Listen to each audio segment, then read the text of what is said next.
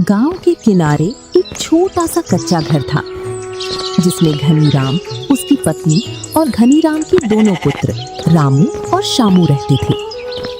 अरे भाग्यवान, जल्दी से खाना लगा दो, आज तो बहुत जोरों की भूख लगी है। हाँ हाँ लगाती हूँ, आप थोड़ा सा बैठिए तो सही। मुझे भी पता है आप खेतों पर से आए हैं, आपको खाना देना है। अरे दोनों बालक नहीं दिख रहे हैं, कहाँ गए दोनों? दोनों तो मोहल्ले के बच्चों के साथ खेलने गए हैं। आप खा लो खाना, मैंने उनको खाना खिलाकर भेजा है। चलो अच्छा है, दोनों ने खाना खा लिया। घनीराम खाना खाना शुरू कर देता है। घनीराम खाने के 2-3 निवाले ही खाता है कि इतने में बाहर से एक औरत आवाज लगाती है। हो घन्नू, बाहर निकल, कहाँ बैठी है घर में, बाहर निकल। बाहर तुम्हें कोई आवाज लगा रहा है, जाकर देखो कौन है। हाँ जाती हूँ, आप तो आराम से खाना खा लो। घनीराम की पत्नी बाहर जाकर देखती है। उसके दोनों लड़कों को एक औरत ने पकड़ रखा था। वहीं उस औरत के सामने एक रोता हुआ लड़का खड़ा था। क्या हुआ भाभी, आप मुझे क्यों बुला रही थी? और ये मेरे दोनों लड़कों को क्यों पकड़ रखा है? देख ले तेरे दोनों लड़कों की करतूत, तुझे तो दिख नहीं रहा क्या? मुझे तो कुछ खास नहीं दिख रहा है, पर ये आपका लड़का इतना क्यों रो रहा है? तुझे क्यों दिखेगा, तेरे लड़के रोते हुए तेरे घर आते तब तुझे दिखता। मेरे लड़के के रोने की वजह तेरे लड़के हैं। क्यों रे रामू, क्या किया तुमने इसके साथ? मैंने कुछ नहीं किया माँ, ये तो शामू ने किया है। क्यों रे शामू, क्या किया तूने? और ये इतना क्यों रो रही हैं? वो माँ क्या लगा रखा है? माँ क्या बोल रहा है? जल्दी से बोल, वरना वहीं आकर एक छांटा लगाऊंगी। माँ, मैं इससे मना कर रहा था, मत मार, इसको बोलने दे, बोलने से कुछ नहीं होता, परंतु इसने मेरी एक भी नहीं सुनी। सुन ली तेरे लड़कों की करतूत, अब बता तू क्या करेगी इनका? मैं इन दोनों की तरफ से आपसे माफी मांगती हूँ। माफी मांगने के बाद भी वो औरत नहीं मानती है और चिल्ला चोट करती है। इतने में घनीराम भी बाहर आ जाता है। क्या हुआ भाभी, इतना शोर क्यों मचा रही हो? वो फिर से पूरी घटना सुनाती है। मैं डांटता हूँ अभी दोनों को, अगली बार से ऐसी गलती नहीं करेंगे। घनीराम दोनों लड़कों को घर में ले जाकर डांटता है और वो औरत चिल्लाती चिल्लाती वहां से चली जाती है। कैसे लड़कों को जन्म दिया है तूने? रोज न रोज एक नया विवाद लेकर आ जाते हैं, खासकर ये शामू। दोनों देखने में एक माँ के लगते हैं, लेकिन दोनों के गुण अलग अलग। गुणों में तो एक माँ के नहीं लगते हैं। मेरे लड़कों से ऐसा मत बोलो। मेरा शामू थोड़ा चंट और चतुर है, वो सदा ही अपने बड़े भाई की ढाल बनकर रहेगा। मेरा रामू थोड़ा सा सीधा है, इसलिए किसी से कुछ नहीं बोलता है। जाओ आप तो खेतों पर, अब मत डांटो मेरे लाडलों को। हाँ तेरे ही हैं, मेरा तो कुछ भी नहीं है इनमें। तू जाने और तेरे लड़के, मैं तो चला खेतों पर। ऐसी कई वर्ष गुजर जाते हैं।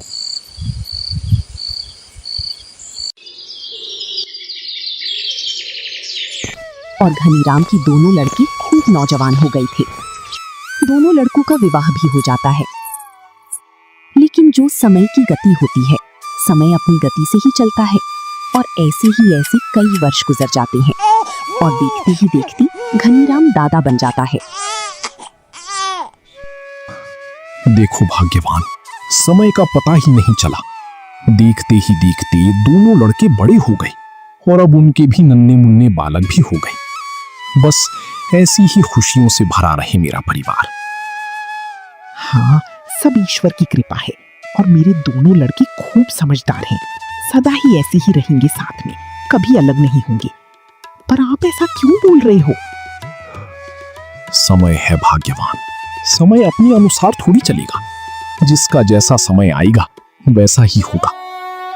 घनीराम इतना ही बोलता है कि कि वो पलंग पर गिरकर रह जाता है। क्या हुआ आपको? अरे रामू, अरे शामू, दौड़ कर आओ। उसी सदमे में घनीराम की पत्नी भी ईश्वर को प्यारी हो जाती है।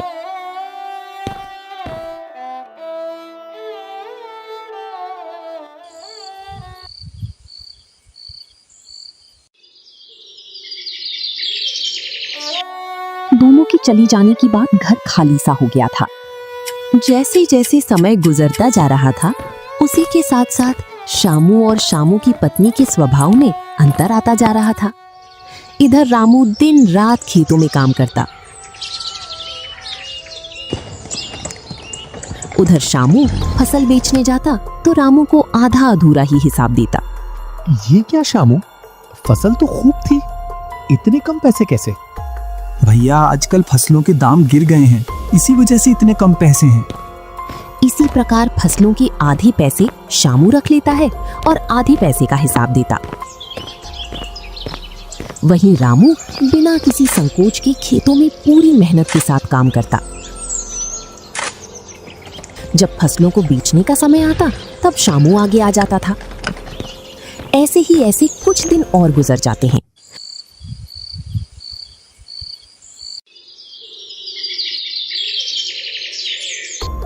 अब तो हमारे पास बहुत सारे पैसे हो गए हैं।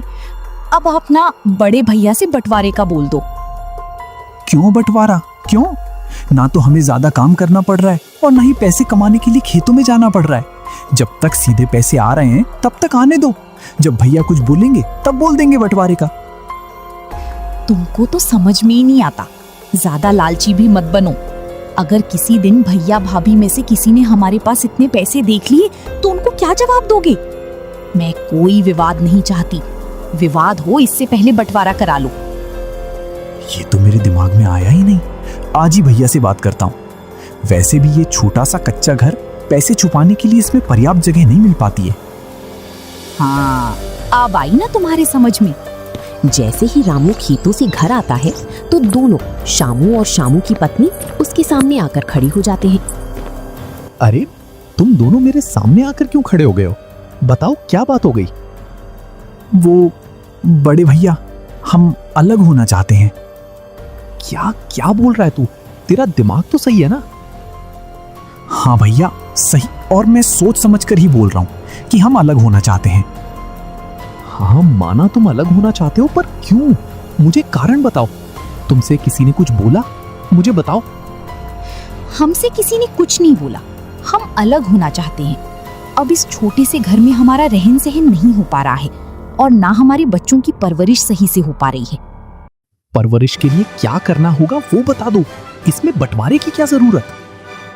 रामू की लाख मनाने पर भी वो दोनों नहीं मानते हैं और शाम तक घर जमीन का बंटवारा हो जाता है, जिसमें सारी उपजाऊ जमीन शामू रख लेता है और सारी ऊबड़ खाबड़ जमीन रामू को हिस्से में आ जाती है। शामू ने अपनी चालाकी से रामू के हिस्से में अधिकतर बेकार ही चीजें दी। रामू ठहरा सीधा साधा, जिस वजह से वो अपने भाई से कुछ नहीं बोल पाया। हो गया बंटवारा, अब जाकर हमारा सरदर्द कम हुआ। हाँ, अब हम अपने लिए नया मकान बनाएंगे। अभी नहीं, फसल आने पर बनाएंगे। अभी बनाएंगे तो सभी को शक हो जाएगा। हाँ तुम सही बोल रही हो, मैं भी कितना भुलक्कड़ हूँ। कुछ दिनों के लिए अब हमें इसी घर में रुकना पड़ेगा। देखो माँ, पिताजी, शामू ने आज हमारे साथ क्या किया। माँ, आप हमेशा बोलती थी ना कि शामू हमारा साथ कभी नहीं छोड़ेगा, लेकिन आज उसने हमारा साथ छोड़ दिया। क्या हम इतने बुरे हो गए उसके लिए? क्या मैं उनकी सही से देखभाल नहीं कर पा रहा था? ऐसा क्यों किया उसने मेरे साथ? ऐसा क्यों किया? आप दुखी मत होइए, ये सब समय का खेल है। जब समय आएगा तब सब ठीक हो जाएगा। ऐसा कैसा समय जो अपनों को अपनों से दूर कर दे? इस स्थिति में कई दिन गुजर जाते हैं।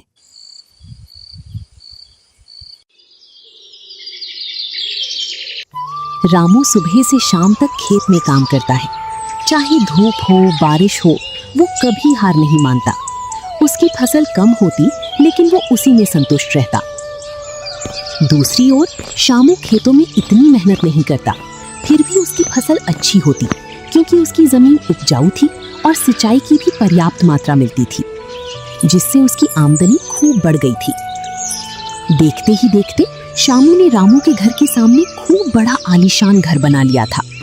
जहां शामू के परिवार का भरण पोषण खूब हो रहा था, वहीं रामू अपने परिवार का भरण पोषण बड़ी मुश्किल से कर पाता था। पता नहीं जब बंटवारा हो रहा था तब तुम किन ख्यालों में थे। सारी की सारी उपजाऊ जमीन अपने छोटे भाई को दे दी और अपने हिस्से में ये रख ली ऊबड़ खाबड़ जमीन, जिसमें सही से कोई भी पैदावार नहीं होती है। इतना भी सीधा नहीं बनना चाहिए कि पूरा घर ही मिट जाए। अरे भाग्यवान, क्या गुनगुना रही हो? देवी की कृपा से हमारा भरण पोषण खूब हो तो रहा है। हाँ, देख रही हूँ तुम कैसे हमको पाल रहे हो। 2 साल हो गए, अभी तक तुमने बच्चों को एक कपड़ा नहीं दिलवाया है। अरे भाग्यवान, दिलवा दूंगा इस बार फसल आने पर। मैंने देखी है तुम्हारी फसल इस बार। उसमें खाने के लिए अनाज मिल जाए एक टाइम, वो ही बहुत है। पानी की वजह से पूरी फसल सूख गई है। खाने को अनाज मिल जाए वो ही बहुत है। कपड़े कहाँ से दिलवाओगे? तुम इतनी चिंता क्यों करती हो? जब देवी चाहेगी तब दे देगी। समय से पहले कुछ नहीं मिलता। कुछ नहीं जानती। आज ही शामू के घर जाओ और उससे बोलो बंटवारा दोबारा होगा जमीन का। अब हम दोनों जगह की आधी आधी जमीन रखेंगे। आधा हिस्सा उनकी जमीन में से हम लेंगे और आधा हिस्सा हमारी जमीन में से उन्हें देंगे। मैं ये नहीं कर सकता। वो मुझे बेईमान कहेगा और गांव वाले बोलेंगे भाई की तरक्की देखकर जल रहा है, इसी वजह से उससे जमीन लेने चला गया। रामू की पत्नी रामू की एक भी बात नहीं मानती है और वो रामू को शामू के घर पहुंचाती है।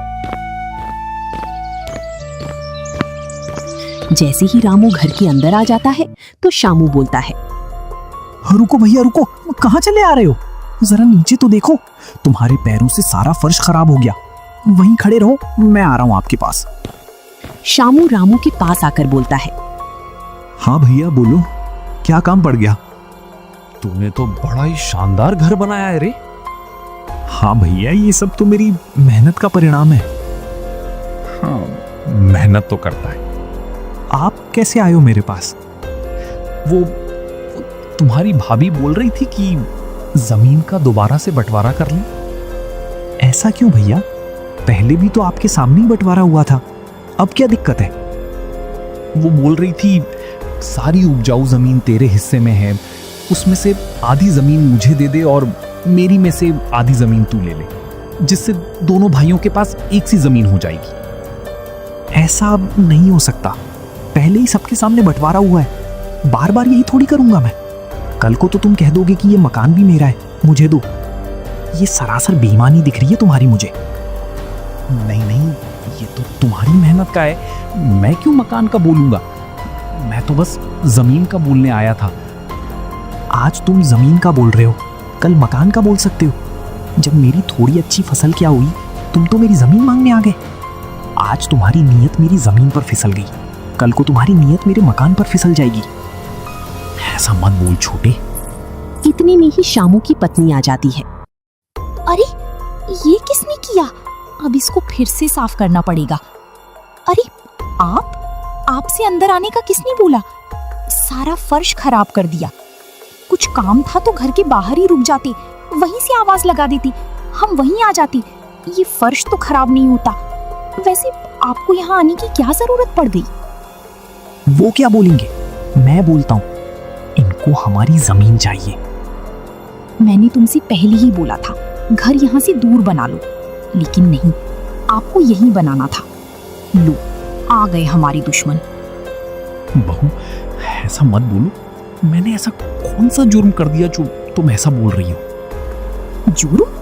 ये जुर्म नहीं जो हमारी थोड़ी सी तरक्की देखकर हमारे घर आ गई, हमसे हमारी जमीन मांगने के लिए आ गए। वो तो समय पर बंटवारा हो गया, वरना तुम तो हमें फूटी खोड़ी भी नहीं देते। दोनों ने रामू को बहुत जलील किया। रामू की आंखों में आंसू आ जाते हैं। उदास होकर वो अपने घर चला जाता है।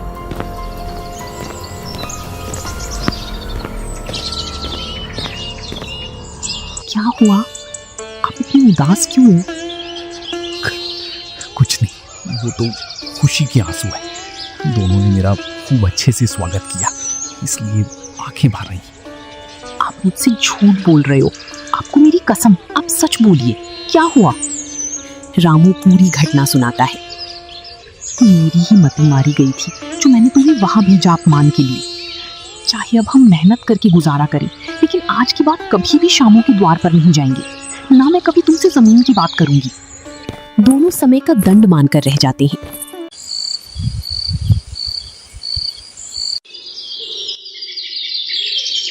ऐसे ही समय गुजरता जाता है। 2 वर्षों से बरसात थोड़ी कम हुई, जिसकी वजह से रामू की दोनों वर्षों की फसल बर्बाद हो गई थी। अब तो हमारे घर में खाने के लिए कुछ भी अनाज नहीं है। गांव में जाकर किसी से उधार अनाज ले आओ। हम तो भूख सहन कर लेंगे, लेकिन बच्चे थोड़ी कर पाएंगे भूख सहन। हाँ भाग्यवान, जाता हूँ। हे देवी, तेरी ये कैसी माया है, कहीं छाया तो कहीं धूप। इससे बुरा और कुछ होगा हमारा। इतना बोलकर रामू गांव की ओर चल देता है। वो गांव के कई घरों में अनाज मांगता है, लेकिन उसे कोई भी व्यक्ति अनाज नहीं देता है और वो निराशा के साथ घर आ जाता है। कुछ मिला गांव में? कुछ नहीं मिला भाग्यवान, सब कुछ ना कुछ बहाने बनाते हैं। अब तो एकमात्र सहारा छोटा भाई है, उसके पास जाता हूँ, वो कुछ दे देगा। हाँ, परंतु वो हमें कुछ दे देंगे? मुझे तो नहीं लगता। वो हमसे सीधे मुंह तो बात नहीं करते। फिर भी पापी पेट के लिए एक बार कोशिश कर लो, कहीं दे दे। हाँ भाग्यवान, एक बार और कोशिश करके देखता हूँ, कहीं कुछ मिल जाए। रामू श्यामू के घर की ओर चल देता है, लेकिन श्यामू का घमंड पहले से भी कई ज्यादा बढ़ गया था। अब वो किसी से भी सीधे मुंह बात नहीं करता था। अरे मैं उसे बाहर ही बुला लेता हूँ। मैं अंदर जाऊंगा तो उसके घर का फर्श खराब हो जाएगा। वैसे भी मेरे पैर खराब हो रहे हैं। श्यामू, ओ श्यामू। अब पता नहीं क्या मांगने आ गया। चलो चलकर देखता हूँ। भैया, अब क्या चाहिए आपको? क्यों परेशान कर रहे हो हमें? वो तुझे तो पता है, इस बार बारिश सही से नहीं हुई, इसी वजह से मेरी पूरी फसल बर्बाद हो गई। अभी घर में कुछ भी अनाज नहीं है, खाने के लिए कुछ भी नहीं। अगर थोड़ा सा अनाज मिल जाता तो कुछ दिनों के लिए बच्चों का गुजारा हो जाता। क्या भैया, आप भी पानी की कमी की वजह से सभी की फसलें नष्ट हुई हैं। तो मैं भी इसी गांव में रहता हूँ, तो मेरी भी फसल नष्ट हुई है। मेरे पास भी ज्यादा अनाज नहीं है, मेरे पास भी बस कुछ दिनों का अनाज बचा है। मेरे भी बच्चे हैं, अगर आज मैं तुम्हें दे दूंगा तो मेरे बच्चों को कुछ दिनों बाद में क्या खिलाऊंगा? जैसे ही मेरी फसल आएगी तो मैं तुझे लौटा दूंगा। ऐसे मांगने से कोई अनाज नहीं देगा। बाजार में जाकर पैसों से खरीद के लाओ। मैं तो ये भूल ही गया भैया कि तुम तो गरीब हो, तुम्हारे पास तो पैसे भी नहीं होंगे। अगर तुम्हारे पास पैसे होते तो तुम क्यों किसी से अनाज मांगते? इधर रामू उदास मन से घर की ओर चल देता है। कौन था दरवाजे पर? वही था मेरा बड़ा भाई, अनाज मांगने के लिए आया था। अब तो उसे मेरा बड़ा भाई कहने में भी शर्म आती है। फिर तुमने क्या बोला? भला ही हमारे यहाँ अनाज का भंडार भरा हो, बांटने के लिए थोड़ी है। ये अच्छा किया तुमने, नहीं तो वो रोज ही हमारे घर पर खड़ी रहती अनाज मांगने के लिए। मैं कितना अभागा पति और पिता हूँ, जो मैं अपने परिवार का सही से पालन पोषण भी नहीं कर पा रहा हूँ। आप अपने आप को दोष मत दीजिए। आज हमारी किस्मत हमसे रूठी हुई है, कल को जरूर हमारे साथ होगी। आप एक काम कीजिए, जमींदार जी के यहाँ चले जाओ, वहां कुछ काम के बदले अनाज मिल जाएगा, जिससे बच्चों के लिए तो खाना मिल जाएगा। अगर हम वहां काम करेंगे तो हमारी खेती का क्या होगा? आप चिंता मत कीजिए, खाली समय में मैं आपके साथ खेती पर काम करवाऊंगी। रामू जमींदार जी के घर की ओर चल देता है। नमस्कार जमींदार जी। अरे रामू, बोलो, कैसे आना हुआ? वो जमींदार जी, कुछ काम मिल जाता तो आपकी बहुत मेहरबानी होती। काम तो अभी रामू हारी का है कि हमारा हारी अभी उसके घर गया है कुछ दिनों के लिए। जब तक वो नहीं आता तब तक तुम काम कर लो। काम का क्या लोगे?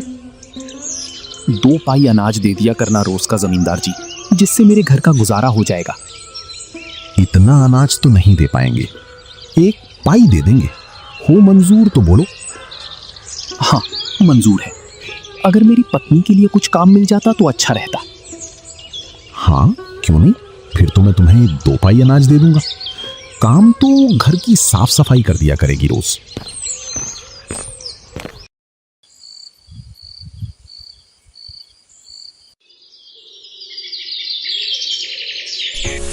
दोनों ही रोज जमींदार जी के यहाँ काम करने जाते, जिससे उनका थोड़ा बहुत गुजारा चल जाता था। एक दिन एक बुढ़िया शाम के समय शामू के घर का दरवाजा खटखटाती है। पता नहीं अब कौन आ गया। इतना तेज दरवाजा क्यों खटखटा रहे हो? रुको, आ रहा हूं। ये आज दरवाजा तोड़कर ही मानेगा। शामू जैसे ही दरवाजा खोलकर देखता है तो सामने एक बुढ़िया खड़ी थी। इतना तेज क्यों दरवाजा खटखटा रही थी बुढ़िया? बता, तुझे क्या चाहिए? कुछ नहीं बेटा, मैं मेरे गांव का रास्ता भटक गई, इसी वजह से इस गांव में आ गई। मुझे जोर की भूख लगी है, दिन भर से चल रही हूँ, अनाज का एक दाना नहीं गया पेट में सुबह से। मुझे तेरा घर दिखा, इसी वजह से मैंने दरवाजा खटखटाया कि कुछ खाने को मिल जाए। ये क्या धर्मशाला है? जिसका मन करता है वही मेरे दरवाजे पर मांगने के लिए आ जाता है। यहाँ मैं किसी के लिए मुफ्त खाना खिलाने का काम नहीं करता हूँ। जो देखो वो मुंह उठाकर यहाँ आ जाता है, जैसे मैंने इन सब के लिए धर्मशाला खोल रखी हो। यहाँ कुछ भी नहीं है। बेटा, धर्मशाला तो नहीं है, खाने खिलाने के बदले कुछ ले लेना। बहुत तेज भूख लगी है बेटा, कुछ खिला दे, देवी तेरा भला करेगी। मुझे नहीं चाहिए कुछ, चली जा यहाँ से, मेरे द्वार पर खड़ी मत रह। इतना बोलकर शामू गुस्से में दरवाजा बंद कर लेता है। बुढ़िया निराश होकर रामू के दरवाजे पर आ जाती है। इधर रामू और रामू की पत्नी खाना खाने बैठ ही रहे थे। बच्चों को खिलाने के बाद कम ही खाना बचा था, लगभग 1 वक्त का। निवाला तोड़ने ही वाली थी कि इतने में बुढ़िया दरवाजा खटखटा देती है। आवाज सुनकर रामू की पत्नी जाकर देखती है। बोलो अम्मा, क्या सेवा करूं मैं आपकी? कुछ नहीं बेटी, गांव का रास्ता भटक गई, इसी वजह से इस गांव में आ गई। सुबह से कुछ नहीं खाया, कुछ खाने को मिलेगा? बहुत तेज भूख लगी है। क्यों नहीं अम्मा, आ जाइए, मैं आपको भोजन करवा देती हूँ। बुढ़िया को घर के अंदर ले आती है और खाना खाने के लिए बिठा देती है। रामू की पत्नी अपनी थाली का खाना उस बुढ़िया को दे देती है। वो बुढ़िया थोड़ी ही देर में उस थाली का सारा खाना खा जाती है। अम्मा, और खाना दूं आपको? हाँ बेटी, बहुत तेज भूख लग रही है, थोड़ा और खाना दे दो। तो वो रामू की थाली का भी खाना दे देती है। हाँ, अब जाकर मेरा पेट भरा। सदा देवी तुम पर कृपा बनाए रखे बेटी, तुम्हारा घर दिन दुगना रात चौगना बढ़े। अम्मा, अब रात होने वाली है, यहीं रुक जाओ, सुबह चले जाना अपने गांव। बेटा, मैं रुक सकती नहीं हूँ, अगर मैं रुक जाऊंगी तो मेरे बच्चे घबरा जाएंगे। मैं एक जगह कभी नहीं रुकती हूँ। बेटी, तुमने खाना बहुत ही स्वादिष्ट खिलाया है, देवी की कृपा तुम पर सदा बनी रहे, देवी तुम्हारे भंडार भरे। अच्छा बेटा, अब मैं चलती हूँ। ऐसा बोलकर बुढ़िया वहां से चली जाती है। रामू और रामू की पत्नी भूखे ही सो जाते हैं।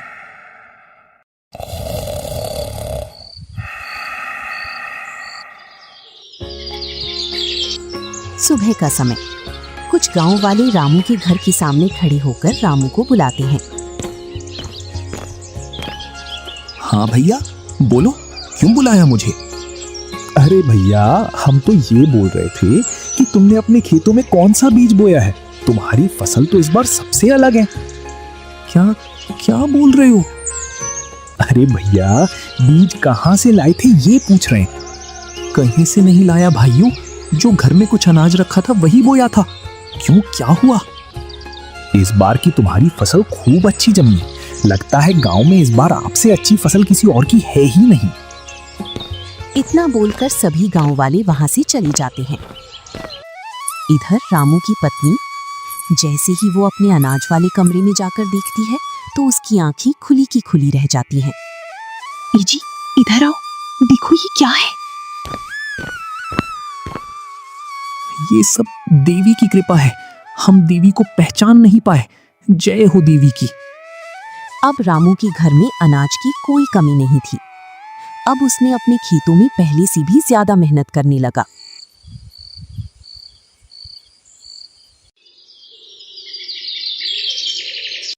फसल पकने लग जाती है। मैं क्या सोच रहा था, घर में जितना भी अनाज रखा है उसको मैं बाजार में बेच आता हूँ, क्योंकि कुछ दिनों बाद नया अनाज आ जाएगा। हाँ, क्यों नहीं। शामू अपना पूरा अनाज बाजार में बेच आता है। फसल पककर तैयार हो गई थी, बस कटने की ही देरी थी। अचानक से आग की चिंगारी उठती है और शामू की खेतों की फसल दिखती ही दिखती सारी फसल जलकर राख हो जाती है। चारों ओर गांव में इस बात का हाहाकार मच जाता है।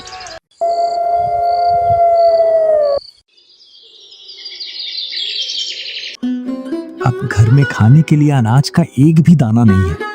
हमने हमारे घमंड की वजह से किसी से भी रिश्ते नहीं रखे। अब हमारी मदद कौन करेगा? हाँ, ये हमारी सबसे बड़ी गलती है जो हम दिखावे की जिंदगी जी रहे हैं। अब इस गांव में हमारा एकमात्र सहारा भैया ही है। उनके अलावा हमें और कोई उनके द्वार पर भी नहीं चढ़ने देगा और बच्चे भूखे भी नहीं रह पाएंगे। मैं एक बार भैया के पास जाता हूँ और माफी मांग लूंगा। कहीं वो हमें माफ कर दें और बच्चों पर दया खाकर कुछ दिनों का अनाज दे दे। आप जाने की बोल रहे हो? पीछे देखिए। पीछे दरवाजे पर रामू और रामू की पत्नी खड़ी थी। भैया, आप यहाँ? मैं आपके पास ही आ रहा था। बताइए कैसे आना हुआ? इतना भी सीधा मत बन। हमने सब सुन लिया है। हम सभी के लिए खाना लाए हैं। पहले सभी खाना खाओ। मुझे पता है तेरा कितना बड़ा नुकसान हुआ है। इसका गम तो होगा ही। इतना सुन शामू और शामू की पत्नी उन दोनों के पैरों में घिर जाते हैं। भैया, माफ कर दीजिए। हमने तुम्हारे साथ पराये की तरह व्यवहार किया, फिर भी तुम हमारी मदद करने के लिए आए। अगर तुम्हारी जगह और कोई भाई होता तो वो कभी हमसे मिलने के लिए नहीं आता हमारी इतनी मुसीबत में। भैया, जब तुम पर मुसीबत आई तब हम आपसे सीधे मुंह भी नहीं बोले, और जब हम पर मुसीबत आई तो तुम हमारी ढाल बनकर खड़े हो गए। हमें माफ कर दीजिए भैया। हमसे बड़ा कोई बेईमान इस दुनिया में नहीं होगा। अरे तू ऐसा मत बोल। अगर भाई ही भाई के बुरे समय में काम नहीं आएगा तो कौन आएगा? छोटों से कभी कभी गलती हो जाती है, तो बड़ों का हक बनता है जब छोटे गलती करें तब मौका मिलने पर उन्हें संभाल लेना चाहिए। तो मेरा कर्तव्य था तुझे संभालने का, तो वो मैंने निभाया। शामू पश्चाताप में सारी घटना सुनाता है कि किस प्रकार उन्होंने रामू के साथ धोखा किया था। भैया, ये घर हमारा नहीं आपका है। आज से इस घर के मालिक आप, और हम आज से उस पुराने घर में रहेंगे। ये कैसी बात कर रहा है तू? हम अलग अलग नहीं, एक साथ रहेंगे, एक छत के नीचे। रामू अपने परिवार को एक साथ देखकर बहुत खुश होता है।